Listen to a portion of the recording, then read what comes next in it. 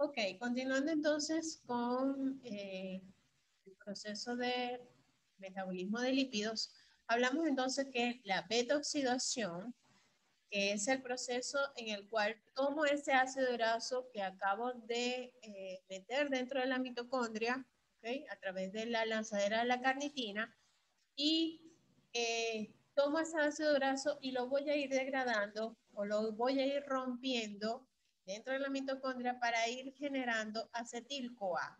Esa acetil-CoA, si se acuerdan de la famosa molécula que va al ciclo de Krebs, entonces ese acetil-CoA iría al ciclo de Krebs para ser degradado y obtener los famosos FAT-NAT que se van a ir hacia la cadena de electrones y me van a obtener CO2 más agua.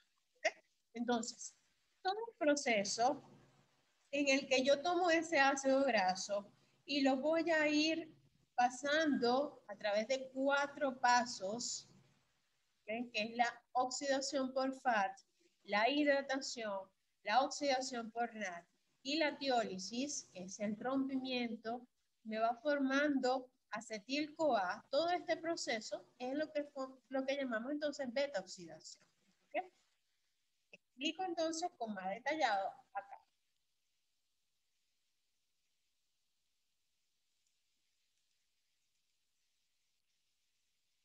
El, en este caso vamos a tomar un ácido graso de 16 átomos de carbono. ¿Ok? Es decir, un palmitoil-CoA.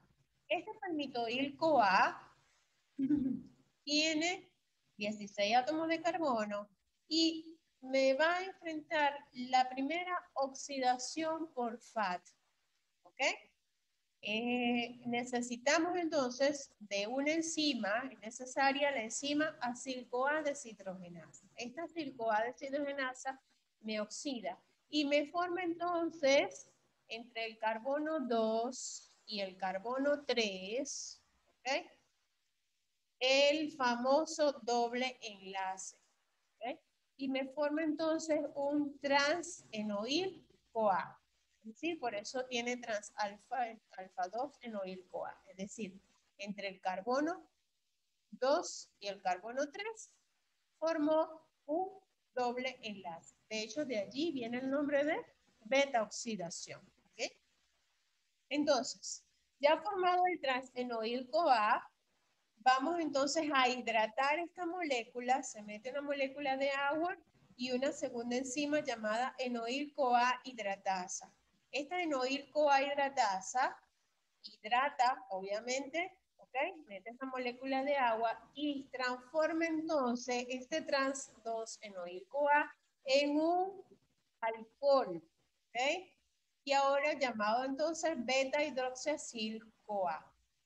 Ya formada esta beta-hidroxiacil-CoA, utilizo al NAT oxidándolo, entonces formo a través de la beta-hidroxiacil-CoA deshidrogenasa y se oxida este NAT y se forma entonces una acetona. Esta beta-cetoacil-CoA, ¿ok? Ya formando entonces una acetona, va hacia la tiólisis. En esta tiólisis, fíjense que tenemos a la tiolasa, me introduce un tiol entre el carbono 2 y 3 y queda entonces de un lado el acetil-CoA y del lado contrario un ácido graso. En este caso quedaría un ácido graso de 14 átomos de carbono, es decir, un miristoil-CoA. ¿Qué va a pasar entonces? Si tengo un ácido graso de 16 átomos de carbono, que en este caso, ¿verdad? Viene mi primera pregunta. ¿Cuántas vueltas tiene que dar este ácido graso para que sea degradado completamente hasta acetil-CoA? ¿Y cuántos acetil-CoA, es mi segunda pregunta, se producen entonces en este caso en un palmitoil, es decir, en un ácido graso de 16 átomos de carbono? Entonces veremos. Primera pregunta había sido cuántas vueltas, ¿cierto? Entonces, si tengo un ácido graso de 16 átomos de carbono, va mi primera vuelta y suelta el primer acetil-CoA, en la segunda vuelta, quedando un ácido graso de 14 átomos de carbono, va a una segunda vuelta y suelta otro acetil-CoA, quedando un ácido graso de 12 átomos de carbono, una tercera vuelta, una cuarta vuelta, quedando en 10, una quinta en 8, una sexta en 6, y en la en la séptima vuelta queda un ácido graso de 4 átomos de carbono, es decir, de 16, en la séptima vuelta quedó un ácido graso de 4 átomos de carbono. Ahora fíjense, ¿qué pasa en esta última vuelta? Este ácido graso de 4 carbonos, cuando se formó el último paso, que es la tiólisis, ¿qué hizo la tiolasa? La tiolasa tomó ese ácido graso de 4 átomos de carbono y lo dividió en 2 y 2. Es decir, que en la última vuelta quedaron 2 moléculas de acetil-CoA. Entonces, para mi primera pregunta, ¿cuántas vueltas dio ese ácido graso, 16 átomos de carbono? Dio 7 vueltas. Y para mi segunda pregunta, ¿cuántos acetil se produjeron con esta beta oxidación? Entonces, la respuesta sería 8 acetil-CoA. ¿Por qué? Porque en la última vuelta se produjeron 2 acetil-CoA. Entonces, 7 vueltas, 8 acetil-CoA. Pero recuerden que para cada oxidación, para cada vuelta, se necesitaba o se oxidaba un FAT y un NAC. Entonces, como metabolitos o como producto final, se dieron 8 acetil-CoA, 7 FAT y 7 NAC. Y 7 hidrogeniones. ¿Ok? Perfecto. ¿Qué va a pasar entonces con esta gran cantidad de acetil-CoA, de FAT y de NAT que se han producido en esta beta oxidación?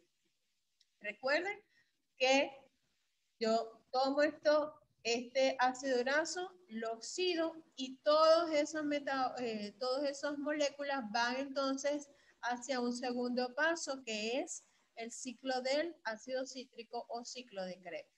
Todos esos acetil-CoA van hacia el ciclo de Krebs y todos los NAD, FAT que se produjeron van hacia la cadena respiratoria o transportadora de electrones, en donde todos van a ser degradados hasta obtener ATP y eso sea degradado hasta CO2 más agua.